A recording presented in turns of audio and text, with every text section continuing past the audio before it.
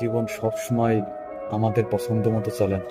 কখনো আমরা স্বপ্ন দেখি, পরিকল্পনা করি, কিন্তু বাস্তবতা এসে সেই স্বপ্ন ভেঙে দেয়। আমরা ব্যর্থ হই, হতাশ হই, মনে হয় আর কিছুই সম্ভব না।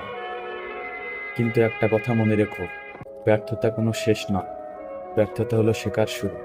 একটা মানুষ যখন প্রথম হাঁটতে শেখে, সে পড়ে যায়, কিন্তু সে কি থেমে যায়?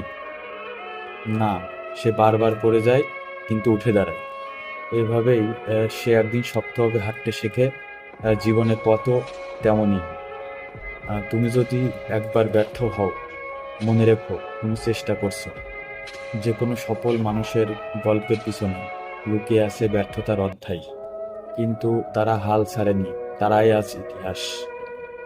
তোমাকে হয়তো সমাজ বলবে তুমি পারো না, হয়তো নিজের মনেও বারবার আসবে আমি ব্যর্থ, কিন্তু একটা বার নিজের হৃদয়কে বলো, আমি আবার চেষ্টা করব, আমি হেরে যাইনি, আমি শিখছি। এই মনোভাবই তোমাকে সামনে এগিয়ে নিয়ে যাবে। যতদিন না নিজে হেরে যাও, তোমাকে কেউ হারাইতে পারবে না।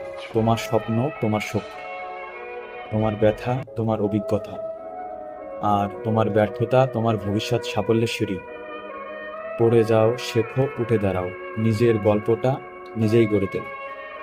কারণ তোমার জীবন, তোমার লড়াই, আর জয়ও তোমারই হবে।